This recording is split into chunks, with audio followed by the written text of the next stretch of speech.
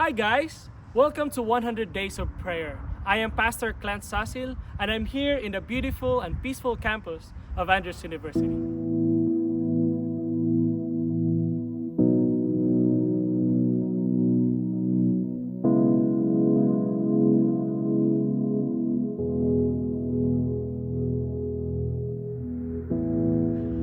A story was told about a poor family in the Philippines who purchased a lottery ticket worth 25 cents.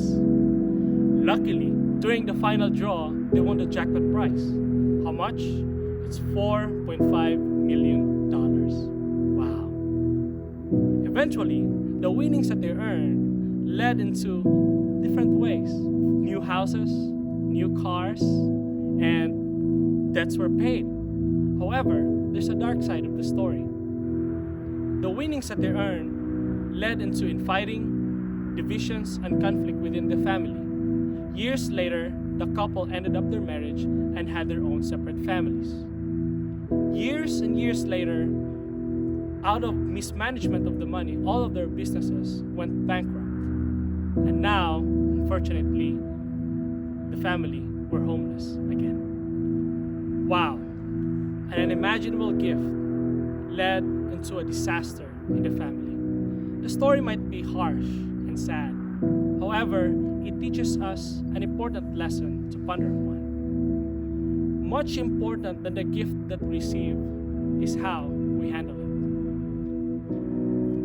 Most of us would say that we are tired, despite the fact that we are not even working in the field or doing some physical activities. The thing here is that all of us has 24 hours a day. However, we are restless. We don't know how to rest. Rest is a gift we don't know how to receive. One gift that is critical to handle is rest. A significant body of research suggests that even thinking about work is a stressful, anxiety-inducing activity. The problem is that when we think about work, it becomes a work by itself. Rest is not just about ceasing about work. It is about ceasing to think about work. The Bible has a lot of passages that reminds us to rest. Not just to rest physically, but to rest in Him. As a matter of fact, in Mark chapter 6, verse 31, it says, "Then because so many people were coming and going, and they did not even have a chance to eat, He had said to them, saying, Come with me by yourselves to a quiet place and get some rest." Now notice carefully, guys.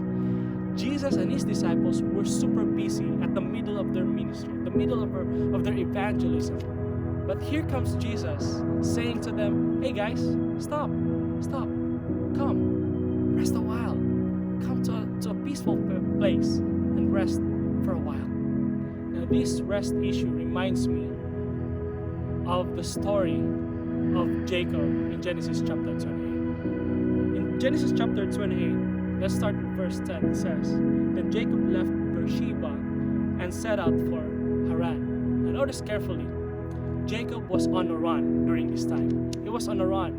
He was trying to escape, looking for security, looking for safety, because after he deceived his father Isaac, and after he deceived his brother and taking the birthright.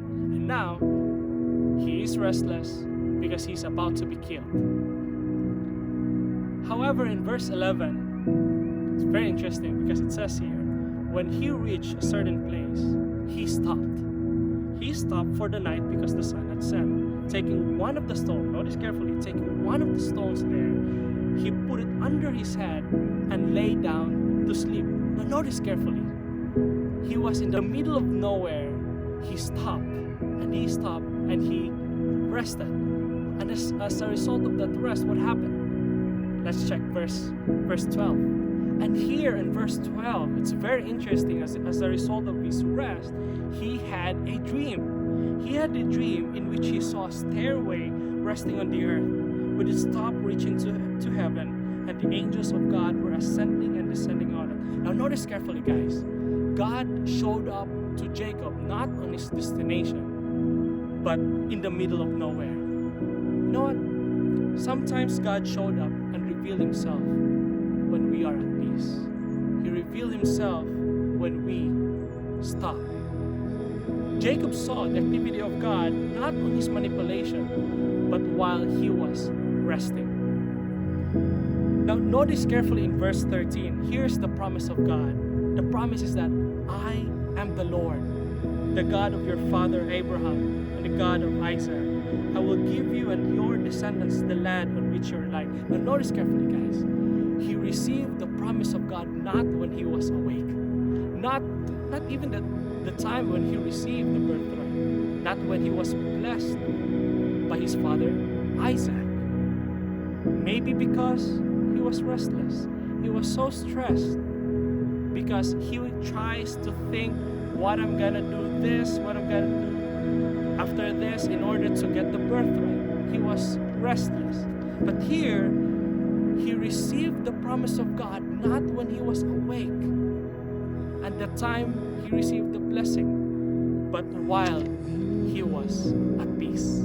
And guys, this is amazing because in verse 15 it says that I am with you. Another promise that I am with you and will watch over you wherever you go. And I will bring you back to this land, and I will not leave you until I have done what I have promised you.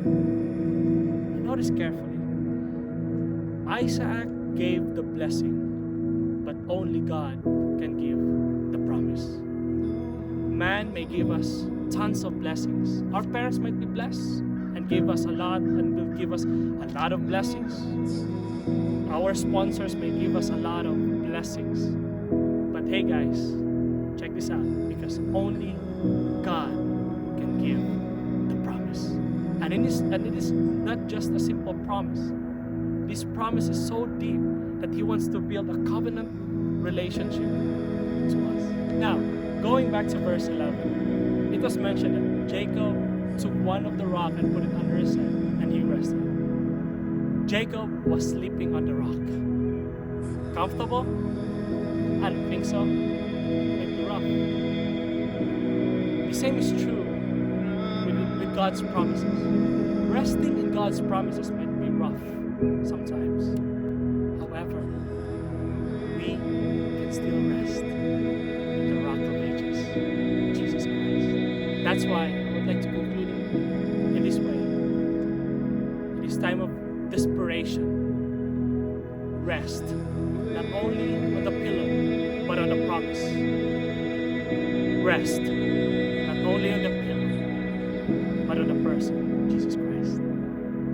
Rest not only on the pillow but on the rock of ages, the Prince of Peace, our Shalom, Jesus Christ.